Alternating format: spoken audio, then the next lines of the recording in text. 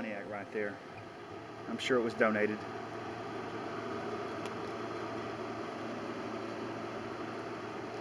Wouldn't you love to have a sedan like that today? Something that was reliable and had good cold AC in it. You know, you'd hate to chop one of these up and put a modern day engine in it, but boy, wouldn't it be neat.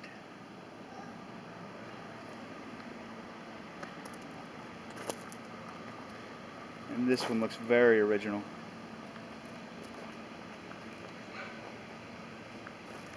And here you have Stone's River Garage at Cannonsburgh. And you've got your old visible pumps. They don't look visible, but yeah, they were. You can see up here in the cages where they've got cages around them so you don't break the glass on them.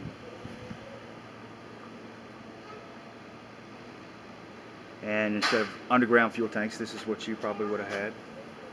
I don't know. Or that could be oil storage. I'll give you a little information here.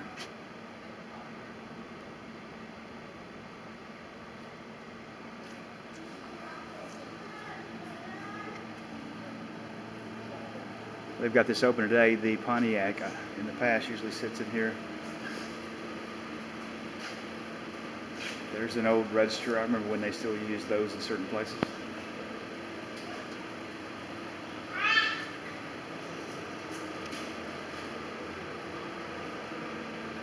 And what a collection of tags.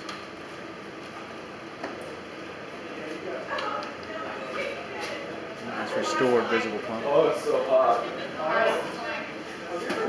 There is. I know they know that we're going to be okay with you, but it's just the fact that, you know, you're going to. And these were pumps probably from the 50s, 60s.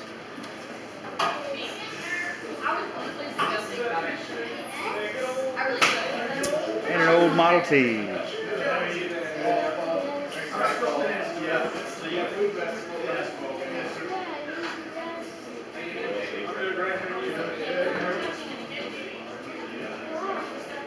And a lot of the tools they used.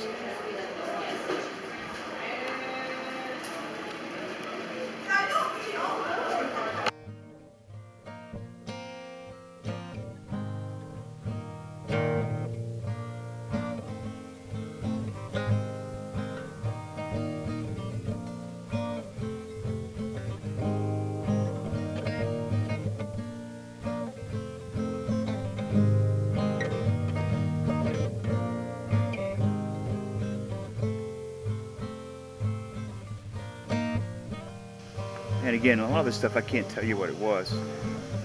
A lot of the equipment, you can see the belt drives where they would have been run by the old steam tractors. And nowadays tractors have PTO shafts. And back then you ran your equipment off belts, but you could run a lot more equipment.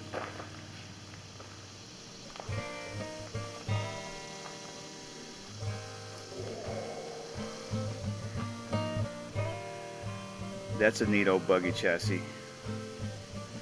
We've got horses and we've trained one that may be qualified enough to pull something like that. I'd love to have something like that one day. This looks like a baler of some sort. And again, you can see the belt drives on it.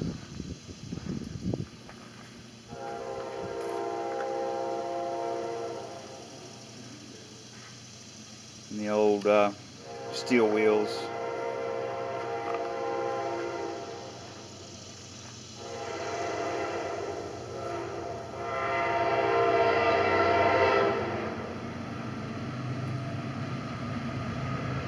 Old harvesters.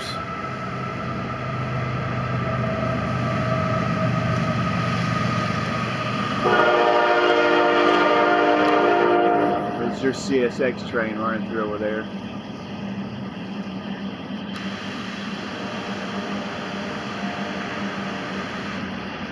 That is probably the main track channel through Tennessee. There's a harvester, maybe a corn harvester or something. I can't really see, or a loose hay harvester could be. It's an interesting big piece of equipment.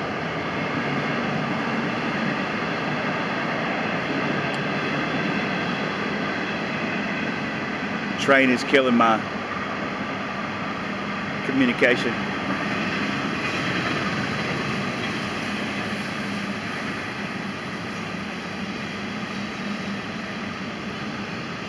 Not sure if this was a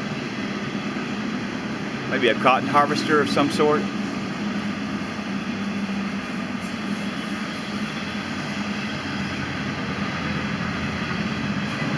can see they had moved to some of the hard rubber tires at this point.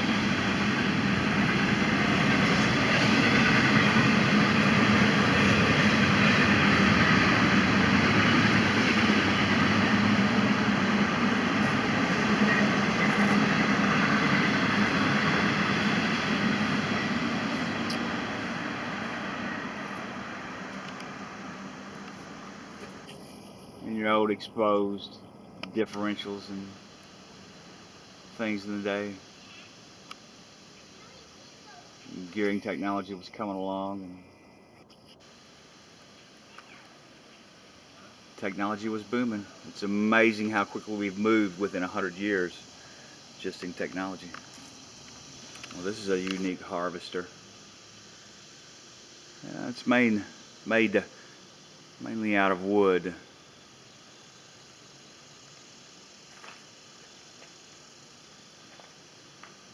Bird cell manufacturing. And I'm assuming they're saving all these to be restored at some point. And these are what we call in the South little red belly Fords. They're not as common as they used to be, but a lot of them were gas powered, and they probably use this tractor. They've probably got an attachment for it here where they bush hog things. Well, they've got a newer Ford over there too. But one of these, you know, it's one I want for my farm. And you used to be able to find them in auction fairly cheap. And this one's in good shape. And it probably does have the PTO shaft on it, power takeoff unit. This would have been a grain seed cleaner.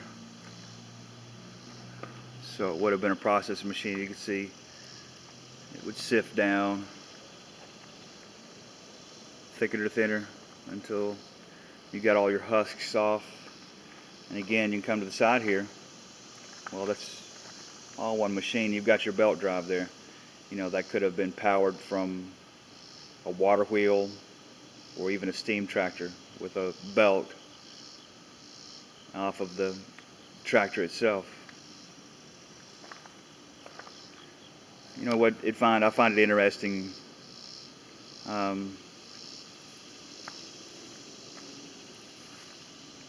Mechanics and how mechanics have changed.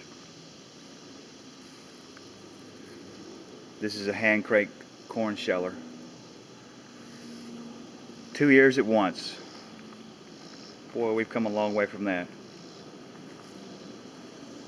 Here's a hammer mill.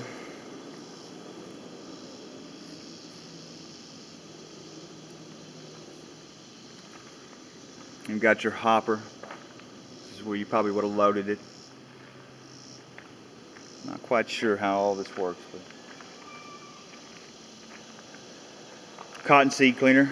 The cotton industry down here is a big deal, and we may do some future videos on that. I did a tour of Elora, Tennessee the other day. It's in Lincoln County, Tennessee. You've got some pieces here and there of equipment. A lot of this equipment would have been horse-drawn. That's a cultivator on the back there. Yeah, it's a cultivator. That's what it is, horse-drawn cultivator. And you got your disc on the front. Here's a plow. Been a later model horse-drawn plow, and you had a little seat there. That wheel is meant to be kicked in like that. and keeps it centered somehow, I'm sure.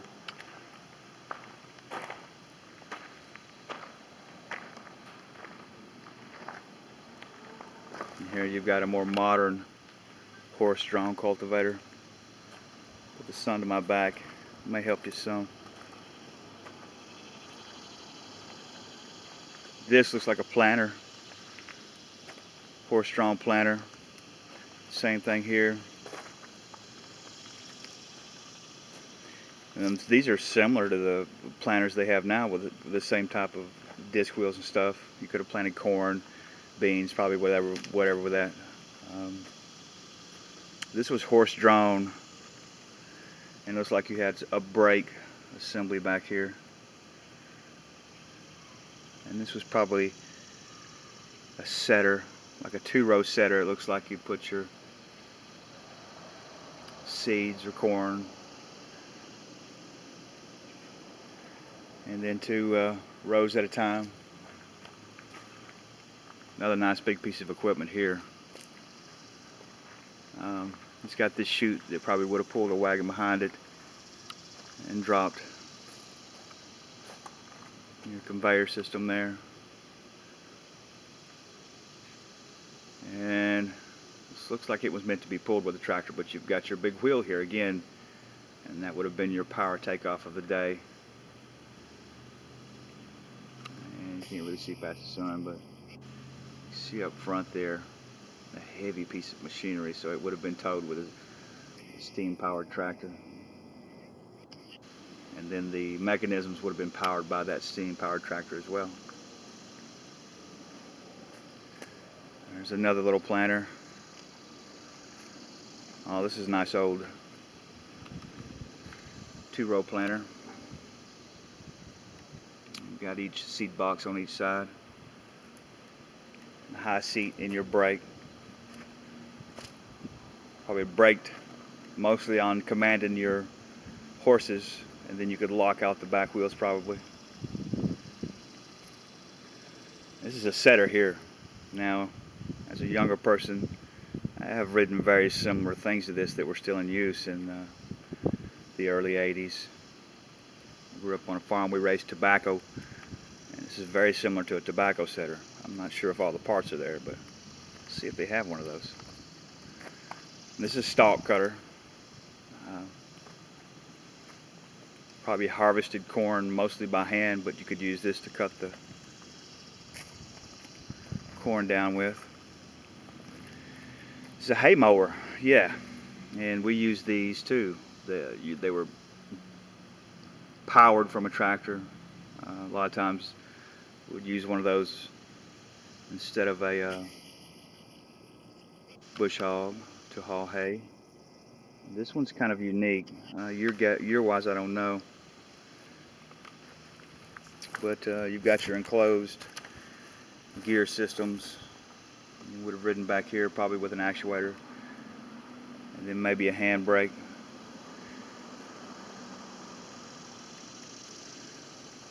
And an actuator for your sickle blade, that's what we called those. But for a strong mower again, smaller sickle blade, this would have cut a very small area.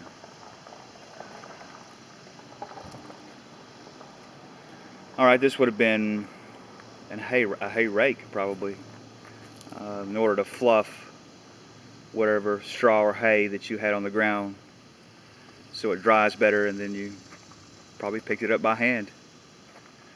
This is a large piece of machinery here.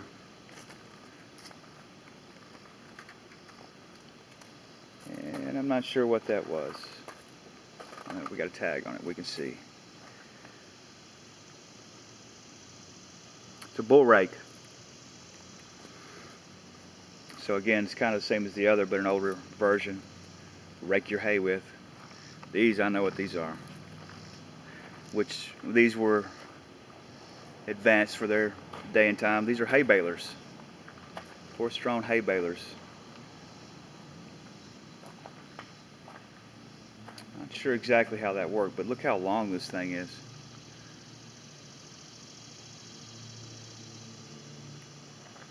Very simple technology here. You probably packed and tied it yourself. Nowadays they'll do that on their own. This also is probably a more mechanized self-baler. It's got a tag on it, let's see. But look at the gears and the assembly in this. Yeah, it's a belt-driven hay baler, which this would have been a real technological advancement, and it would have made the process a lot easier. But you can see probably here where they have baled some hay. And I see how this works. What you would have done is you would have had a hay rake, and after you sickled, raked, and fluffed, dried your hay, you would have filled this hopper. This hopper's fallen here with hay, and it would have brought it down into here. It would have packed it. There was probably some kind of manual tying system, and this section would have had a wooden bed on it to stack your hay on. And here they've got a couple of bales. They may have actually, well, they're just examples, I'm sure. And then you've got your front assembly here, or this could have been the back as far as I know. I would say this is the front, actually, and they would have operated differently. I don't know if that would have been horse-drawn or what.